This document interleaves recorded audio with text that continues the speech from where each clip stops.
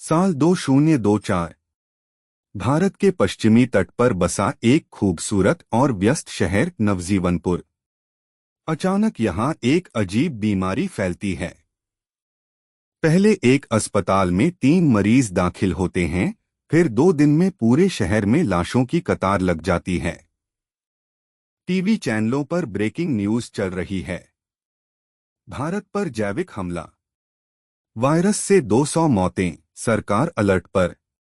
Doctor Aryan Rathore, एक virologist जो London में WHO के साथ काम कर रहा था, भारत लौट आया है।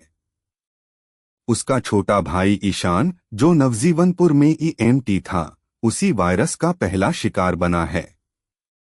आर्यन को शक है कि ये कोई प्राकृतिक वायरस नहीं, ये बायोवॉरफेयर है। वो अपनी रिसर्च लेकर राज्य सरकार के पास जाता है, लेकिन अधिकारी उसे अफवाह फैलाने वाला कहकर टाल देते हैं। सिर्फ एक अफसर उसका साथ देता है, DCP अंजलि मेहरा। अंजलि शहर को लॉकडाउन करवा देती है। लेकिन वायरस हवा में फैल रहा है और 24 घंटे में ही 500 केस।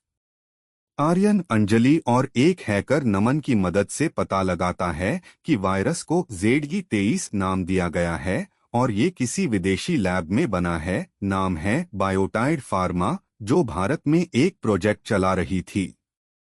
वो एक पुरानी सरकारी लैब में जाते हैं जहां ईशान ने आखिरी बार रिपोर्ट भेजी थी।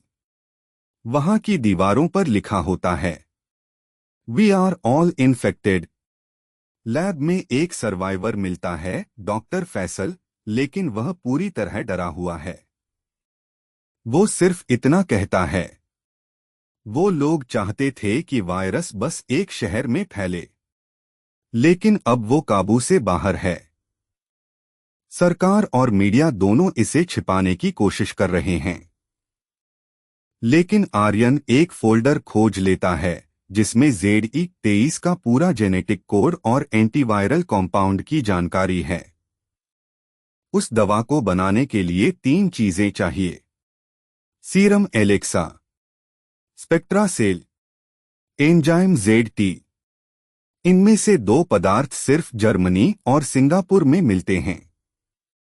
DCP अंजलि को सस्पेंड कर दिया जाता है, लेकिन वह पुलिस यूनिट में छुपकर एक गोपनीय मिशन शुरू करती हैं, आर्यन को एयरलिफ्ट करवाने का।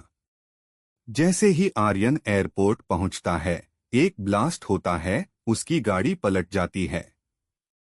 रॉ एजेंट करण माथुर उसे बचाता है और कहता है, तुम्हारे सिर की कीमत करोड़ों में लग चुकी है।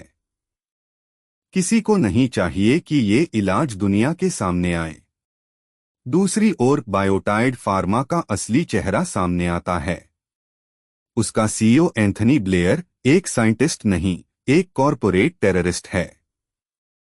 उसका प्लान है, जनसंख्या को नियंत्रित करने के लिए वायरस बेचो, फिर इलाज बेचो और अरबों कमाओ। आर्यन, करण और अंजलि अब 3 देशों में फैले सिस्टम से लड़ रहे हैं। करण ने स्पेक्ट्रा सेल चोरी से मंगवा लिया है। अंजलि ने सेना की मदद से नवजीवनपुर में एक फील्ड लैब बनाई है। और आर्यन खुद प्लेन से जर्मनी जाकर सीरम एलेक्सा लेकर लौटता है। लेकिन तब तक बहुत देर हो चुकी है। ईशान की मंगेतर नेहा, जो एक नर्स थी, खुद को इंजेक्ट कर चुकी है और एक नई स्ट्रेन बना बैठी है जो इलाज को भी बेअसर कर देती है। अब एक ही रास्ता है, आर्यन खुद को वायरस से संक्रमित करे ताकि शरीर में इम्यून रिस्पॉन्स बनाकर उस पर आधारित इलाज तैयार किया जा सके। DCP अंजलि रोते हुए कहती है, तुम मर जाओगे आर्यन। वो मुस्कुराकर कहता है, लेकिन अगर मैं न लड़ा तो मेरा भाई यूं ही मर गया समझो। 12 घंटे बाद फील्ड लैब से इलाज तैयार होता है। शहर में ड्रोन से दवा का छिड़काव होता है। वायरस रुकता है, पर आर्यन कोमा में चला गया है। देश भर में एक ही नाम गूंजता है, डॉक्टर आर्यन राठौड़, जिसने अदृश्य दुश्मन को हराया। 6 महीने बाद आर्यन की आंखें खुलती हैं। अंजलि पास में बैठी है। देश को तुम्हारी जरूरत थी और अब भी है। आर्यन मुस्कुराता है। अब अगला वायरस बनने से पहले मैं उसे रोकूंगा।